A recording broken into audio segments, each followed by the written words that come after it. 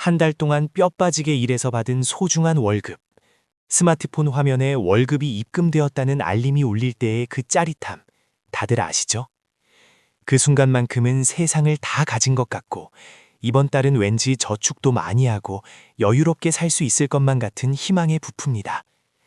하지만 그 달콤한 환상은 그리 오래가지 않습니다. 불과 며칠 뒤 은행 어플을 열어 잔고를 확인해보면 어김없이 통장은 텅 비어 있습니다. 도대체 내 피 같은 돈은 다 어디로 증발해버린 걸까요? 우리는 매달 이 미스터리한 현상을 겪으며 고개를 갸우뚱합니다. 원인은 바로 무자비한 자동이체 군단입니다. 신용카드 대금, 통신비, 교통비, 보험료, 그리고 각종 구독 서비스 결제까지 마치 약속이라도 한 듯이 내 통장을 향해 일제히 퍼가요를 외치며 순식간에 돈을 빼앗아갑니다. 통장 잔고는 방어할 틈도 없이 바닥을 드러내고 맙니다. 남은 돈을 보며 이번 달도 망했다며 깊은 한숨을 쉬는 당신. 혹시 이런 답답하고 숨막히는 굴레를 매달 반복하고 계시지는 않나요? 우리는 늘 돈이 부족하다고 느끼며 다음 달 월급날만 목 빠지게 기다리는 좀비 같은 삶을 살아가고 있습니다. 이런 우울한 기분을 달래보려 무심코 소셜미디어를 엽니다. 그런데 주위를 둘러보면 나만 빼고 다들 너무나도 잘 사는 것 같습니다. 인스타그램을 넘길 때마다 친구들은 주말마다 고급 오마카세 식당에 가고 틈만 나면 해외여행 인증샷을 올리며 번듯한 외제차 운전대에서 포즈를 취하고 있죠. 그들의 화려하고 눈부신 일상을 보면서 내 초라한 현실과 텅 빈 지갑을 무의식적으로 비교하게 됩니다. 나도 남들만큼 야근하고 열심히 일하는데 왜 나만 이렇게 늘 쪼들리며 살아야 하는 걸까? 깊은 상실감이 밀려옵니다. 내가 돈 관리를 지독하게 못하는 구제불능인 걸까? 아니면 내 월급이 턱없이 적어서 그런 걸까? 자책감이 밀려오고 미래에 대한 막연한 불안감이 턱 밑까지 차오릅니다. 나이가 들수록 결혼, 주거 문제 등 돈 들어갈 곳은 태산인데 이대로라면 평생 가난을 벗어나지 못할 것 같은 공포심마저 듭니다. 하지만 여러분, 너무 깊이 자책하지 마세요. 당신의 월급이 항상 부족한 데에는 당신이 바보라서가 아니라 우리 모두가 쉽게 빠지도록 설계된 아주 교묘한 심리적 함정들이 곳곳에 숨어 있기 때문입니다. 이제 그 비밀을 파헤쳐 볼 시간입니다. 돈을 모아야겠다는 결심이 서면 우리는 가장 먼저 극단적인 방법을 선택합니다.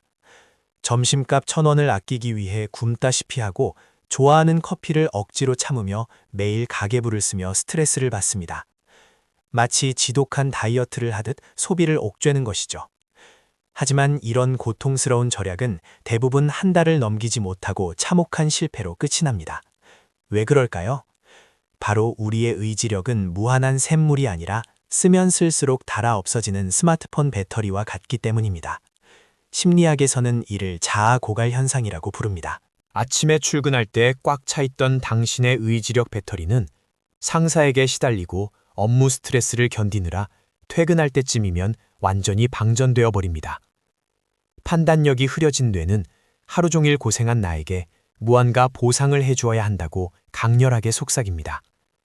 결국 참았던 식욕과 소비욕이 폭발하며 홧김에 비싼 배달 음식을 시키고 온라인 쇼핑몰에서 충동 구매를 저지르게 됩니다. 억눌렀던 소비를 통해 우리의 뇌는 즉각적인 도파민을 분비하며 짜릿한 쾌락을 느낍니다. 절약하려다 오히려 더 큰 돈을 써버리는 악순환에 빠지는 것이죠. 의지력의 문제 외에도 우리가 돈을 모으지 못하는 결정적인 이유가 있습니다. 바로 영국의 학자 파킨슨이 주창한 파킨슨의 법칙입니다. 이 법칙에 따르면 사람의 지출은 수입이 늘어나는 것에 비례하여 정확히 그만큼 증가하게 됩니다. 연봉이 올랐다고 해서 여윳돈이 생기는 것이 아닙니다.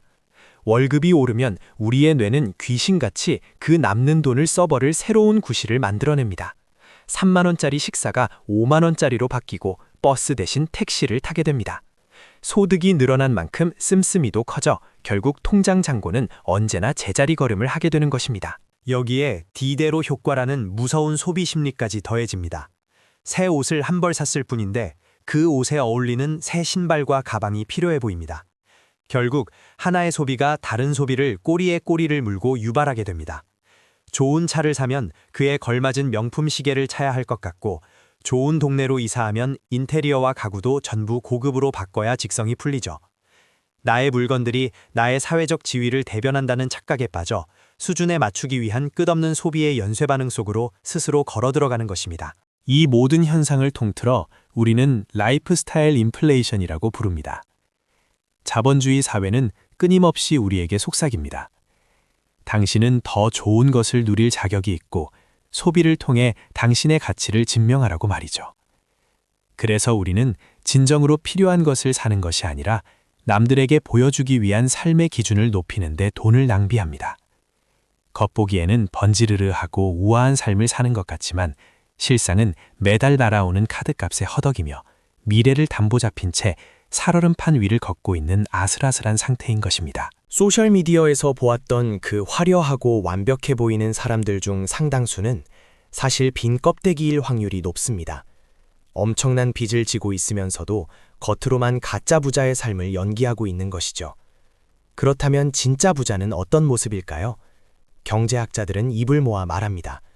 진짜 부는 눈에 보이지 않는다고 말입니다. 진짜 부는 당신이 사지 않은 명품 시계, 과시하지 않은 외제차, 가지 않은 비싼 휴양지 속에 조용히 숨어 있습니다. 거칠애에 돈을 쓰지 않고 차곡차곡 모아둔 그 자본이 바로 진짜 당신의 부입니다. 이제 우리는 남에게 보여주기 위한 가짜 부자의 가면을 미련 없이 벗어 던져야 합니다. 그리고 나의 나약한 의지력을 믿고 억지로 절약하는 고통스러운 방식에서도 벗어나야 합니다. 그렇다면 어떻게 해야 통장을 채울 수 있을까요? 정답은 바로 나침판처럼 정확하게 작동하는 자동화 시스템을 구축하는 것입니다. 감정이나 의지가 개입할 틈을 주지 않고 돈이 들어오자마자 정해진 규칙대로 알아서 흘러가게 만드는 돈의 컨베이어 벨트를 설계하는 것. 이것이 평범한 월급쟁이가 경제적 자유로 가는 유일하고도 확실한 지름길입니다. 그 위대한 시스템의 최우선 원칙은 바로 선저축 후지출입니다. 대부분의 초보자들은 월급을 받으면 생활비로 쓸 돈을 먼저 쓰고 남은 돈을 저축하려는 치명적인 실수를 저지릅니다. 하지만 거듭 강조하건대 쓰다 보면 남는 돈은 우주 어디에도 존재하지 않습니다. 나 자신과 미래의 나에게 가장 먼저 청구서를 보내세요. 월급이 들어오는 즉시 내가 목표한 저축액을 다른 통장으로 매정하게 이체시켜버리는 겁니다. 처음부터 내수 중에 없었던 돈, 마치 국가에서 떼어간 세금이라고 생각하고 머릿속에서 완벽히 지워버리세요. 이 선저축 후 지출 원칙을 가장 쉽고 완벽하게 실행할 수 있는 비법이 바로 그 유명한 통장 쪼개기입니다. 통장 하나로 모든 것을 해결하려 하면 돈의 흐름이 뒤엉켜 통제할 수 없게 됩니다. 목적에 따라 통장을 4개의 방으로 나누어야 합니다. 월급 통장, 저축 통장, 소비 통장, 그리고 비상금 통장입니다. 이것은 마치 정수기의 필터와도 같습니다. 위에서 물을 부으면 각각의 필터를 거쳐 깨끗한 물로 나뉘어 저장되듯이 당신의 월급도 들어오자마자 각자의 역할을 찾아 자동으로 흩어지게 만드는 물리적인 구조를 짜는 것입니다. 첫 번째, 월급 통장은 돈이 잠시 머물렀다 떠나는 환승역이자 정거장입니다. 이 통장에는 절대 잔고를 남겨두어선 안 됩니다. 월급이 입금되는 바로 다음 날, 고정 지출과 저축액, 비상금 등이 각자의 통장으로 자동 이체되도록 은행 앱에서 설정해 두세요. 당신이 잠든 사이 시스템이 알아서 돈을 완벽하게 배분하고 월급 통장의 잔고는 영원에 가깝게 만들어야 합니다. 내 눈앞에서 돈이 보이지 않게 감추는 것, 이것이 소비의 유혹을 원천적으로 차단하는 가장 훌륭한 심리적 방어막입니다. 두 번째는 저축과 투자를 위한 통장입니다. 이 통장은 미래의 당신을 위한 거대한 방패를 만드는 곳입니다. 적금이나 펀드, 주식 계좌로 돈이 자동이체되도록 묶어두세요. 이 돈은 당신이 당장 집을 사거나 은퇴할 때까지는 절대 깨지 않는 불가침 영역입니다. 남들이 여행을 가고 명품을 살 때 당신은 이 통장의 숫자가 불어나는 것을 보며 남모를 짜릿함을 느껴야 합니다. 겉모습을 꾸미는 대신 나의 진짜 자본이 성장하고 있다는 묵직한 사실이 당신의 자존감을 단단하게 지탱해 줄 것입니다. 세 번째는 한 달 동안의 생활비와 용돈을 관리하는 소비 통장입니다. 저축과 고정 지출을 모두 빼고 남은 순수한 돈만을 이 통장으로 옮깁니다. 그리고 신용카드 대신 오직 이 통장에만 연결된 체크카드를 사용하세요. 이 통장의 안에 있는 돈은 당신이 죄책감 없이 자유롭게 써도 되는 돈입니다. 잔고가 바닥나면 카드가 승인 거절될 것이라는 물리적인 한계선이 존재하기 때문에 우리는 본능적으로 남은 날짜와 잔고를 계산하며 소비 속도를 조절하게 됩니다. 억지로 참지 않아도 자연스럽게 절약이 되는 마법이죠. 마지막으로 가장 중요한 네 번째, 비상금 통장입니다. 인생은 예측 불가능해서 갑자기 몸이 아프거나 경조사가 겹치거나 노트북이 고장나는 등 갑작스럽게 목돈이 필요한 순간이 반드시 찾아옵니다. 이때 비상금이 없다면 뼈 빠지게 모으고 있던 예금을 해지하거나 신용카드 할부에 손을 대야 하고 결국 공들여 세운 시스템이 와르르 무너집니다. 최소 3개월치의 생활비를 하루만 맡겨도 이자를 주는 파킹 통장에 고이 모아두세요. 이 돈은 단순한 현금이 아니라 인생의 돌발 변수로부터 당신의 멘탈을 지켜주는 강력한 백신입니다. 통장 쪼개기를 시작하고 처음 몇 달은 줄어든 가용자금에 숨이 턱 막힐 수도 있습니다. 사고 싶은 물건을 장바구니에만 담아두고 창을 닫아야 하는 씁쓸함도 견뎌야 하죠. 하지만 이 작은 인내의 시간들이 모이면 행동경제학에서 말하는 거대한 복리의 눈덩이가 만들어집니다. 산 꼭대기에서 작은 눈뭉치를 굴리면 처음에는 커지는 속도가 느려 답답하지만 어느 임계점을 넘어서는 순간 걷잡을 수 없이 거대해지며 맹렬하게 굴러갑니다. 당장의 작은 도파민을 포기한 대가는 훗날 거대한 경제적 자유라는 폭포수로 돌아올 것입니다. 돈을 완벽하게 통제한다는 것은 결국 내 삶의 주도권을 되찾는다는 의미입니다. 더 이상 매달 카드 결제일마다 가슴 졸이지 않아도 됩니다. 소셜미디어 속 남들의 화려한 포장지에 흔들리며 내 초라함을 탓할 필요도 없어집니다.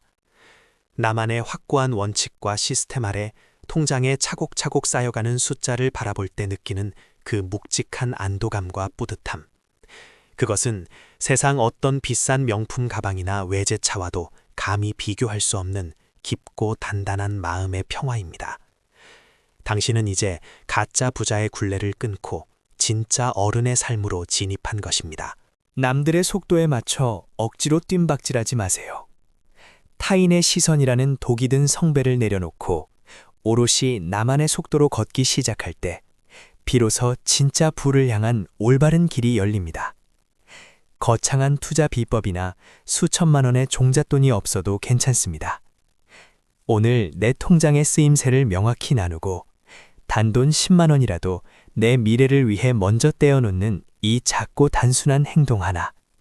바로 이 결단이 당신의 인생 궤도를 완전히 다른 방향으로 틀어놓을 것입니다. 모든 위대한 여정은 언제나 첫걸음에서 시작된다는 것을 기억하세요. 지금 당장 스마트폰 은행 앱을 열어 통장 쪼개기 시스템부터 만들어 보세요. 여러분의 진정한 경제적 자유를 응원합니다. 구독과 좋아요를 누르고 지금 바로 실천해 보세요.